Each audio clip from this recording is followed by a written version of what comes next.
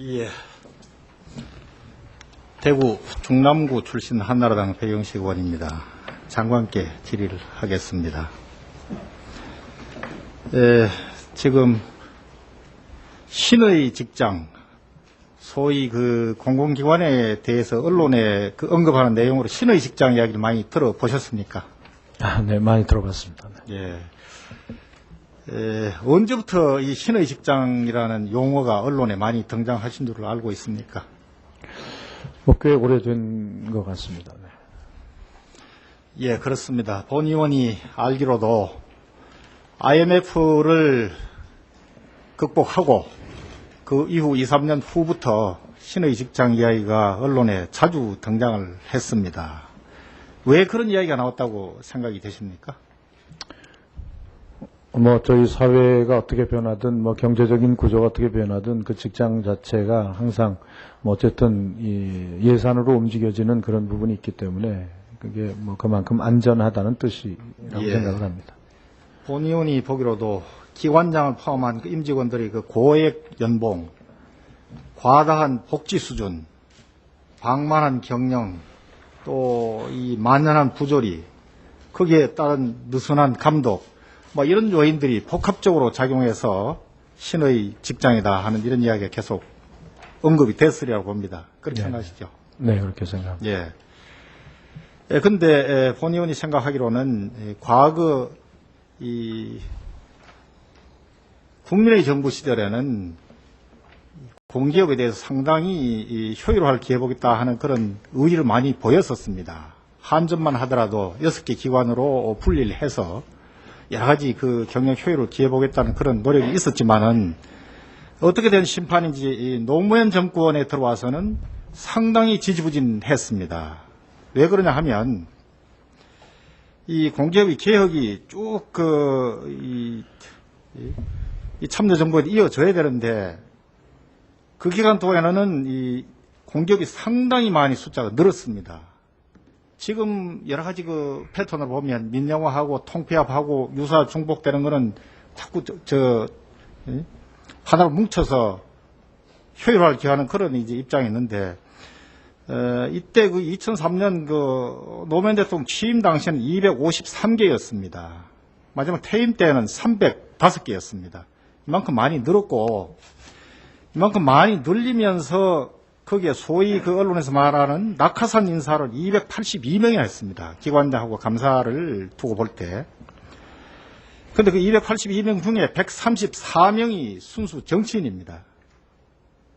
이 정치인은 노무현 정권 창출에 기여한 사람, 또 부산의 특정 학교, 또 특정 지역에 있는 사람을 많이 거기 갖다 앉혔습니다. 그래서 이분들이 그 노무현 정권 내내 개혁의 뜻이 별로 없었다, 저는 이렇게 좀 보고 있습니다.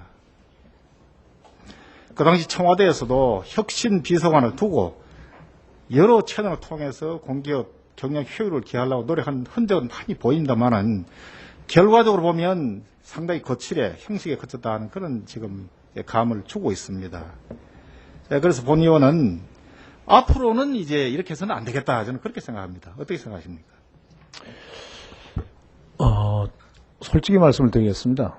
사실 저는 그동안에 여러 번 부탁도 했고, 또 어떤 때는 정말 같이 하자고 설명도 하고, 이런 과정을 여러 번 겪었습니다. 예전 모르겠습니다. 저는 예전에 정부가 바뀔 때 이런 일이 매번 이렇게 시끄럽게 오랫동안 이렇게 되어 왔는지 어땠는지 그런 기억은 잘 없습니다만, 요즘 왜 이렇게 이 기관장 문제가 이렇게 힘들게 오는지, 그래서 저도 조기에 이런 문제를 없애고 싶어서 저희 관련된 기관장들에게 같이 하자, 같이 한다는 뜻을 좀 밝혀달라. 근데 그렇게는 안 하겠다, 그러면서 법은 지켜달라, 이런 것들이 지금도 연구 중입니다. 저는 사실은 이 부분이 이렇게까지 힘들게 오랫동안, 그래서 하여간 그렇습니다.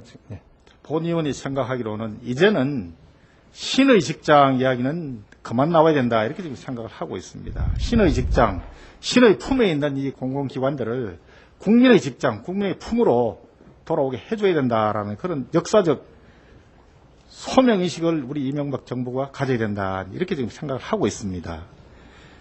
예, 그래서 과거에도 여러 가지 그 노력을 했지만은 이런 여러 가지 이 소위 이 내부 저항 뭐 이런 사정들이 있어서 잘 추진이 안 됐습니다만은 이제는 과거 정부에 했는 거를 그대로 답습하지 말고 그걸 반면 교사로 삼아서 좀 제대로 해야 되겠다 하는 이런 말씀을 드리면서 지금 우리 공기업 이 선진화 이 추진 프로세스를 보면 이제 청와대 빠지고 기획재정부 빠지고 주무부처로 지금 공이 넘어와 있습니다. 그렇죠, 정말. 네네, 그렇습니다. 예. 일본의 우정 민영화 한번 보더라도 그 하나 하는데 그만큼 노력이 많이 들어가고 힘이 많이 들은 걸로 알고 있습니다. 우리 주무부처 장관이 그 많은 공공기관을 정말 이 선진화하는 그런 앞장서서 선정하는 그 과정에서 겪을 고초는 정말 많으리라고 생각합니다. 네네. 어떻게 자신이 있습니까? 네, 자신 있습니다. 그리고 여러 가지 부분을 굉장히 효율적으로 그리고 정말 이 국가를 위해서 이바지할 수 있는 그런 조직으로 잘 만들어 보도록 하겠습니다. 잘 아시겠습니다만은 지금 이명박 정부의 이 공약이 대운하 사업 747 그 다음 큰 것이 이 공기업 개혁입니다. 이 공기업 개혁 하나라도 제대로 해야 후세에 그래도 일 좀 했다 이런 소리를 들을 것 아닙니까? 그렇죠? 네, 그렇습니다. 예. 다음에 또 하나 묻겠습니다. 지금 KBS에 대해서는 감사원 감사 말고는 일체 경영 평가를 외부 기관이 안 하죠. 네네. 예. 본 의원이 알기로도 과거 정부 토대간 관리 기본법이 84년도에 제정됐을 때는 84년, 85년도는 KBS가 경영평가를 평가 기관에서 받았는데 그 이후에 공정성, 독립성, 공익성 때문에 평가를 안 받고 빠졌습니다. 빠지고 지금에 와서는 그 이후에 공공기관 운영에 관한 법률 에 보면 아예 이 KBS는 이 공공기관에서 제외되어 있습니다. 그렇죠? 네, 그렇습니다. 예.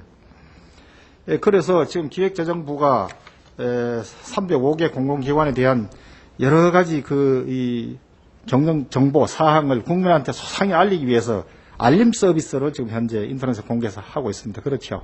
네네. 예. 그런데 KBS 관한하는 그 직원들의 복지 수준, 급여 수준, 기타 경영 상황에 대한 국민들이 전혀 모릅니다. 그렇죠? 네, 그 내용까지는 제가 잘 모르겠습니다. 예. 근데 감사원의 이 방송법 63조에 보면 감사원이 KBS 감사를 하게 되는데 감사의 범위가 어느 정도인지 알고 있습니까? 잘 모르겠습니다. 네. 장관께서 그걸 물으면 어떡하겠어요? KBS에 관련된 건 저희들 최근에 언론에서도 경영 감사한다고 감사원이 들어가지 않았습니까? 네네, 그렇습니다. 예. 그럼 그 내용에 관심이 좀 있었을 텐데 네네. 모르겠다 이렇게 답변하시면 되겠어요. 사실은 저희가 주무부처가 아니기 때문에 네. 구체적으로 거기까지 저희들이 좀 발언하기는 적절치 않은 것 국무위원은 같습니다. 국정 전반에 대한 이해를 가지고 있어야 됩니다. 본 의원은 그렇게 좀 생각을 하고 있습니다. 알겠습니다. 예.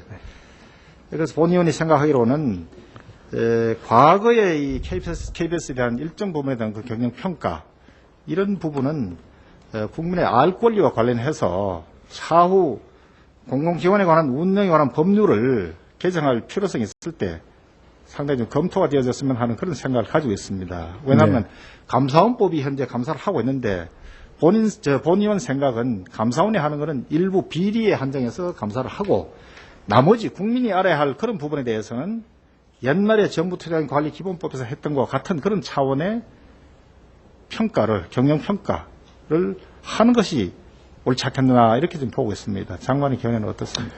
경영평가는 다 해야 된다고 생각을 합니다. 예. 하는 것이 좋겠다고 생각하시는데. 네네, 그렇습니다. 예, 이상입니다. 감사합니다. 예, 수고하셨습니다. 그러면은 민주당의 강봉견 의원님 질의해 주십시오.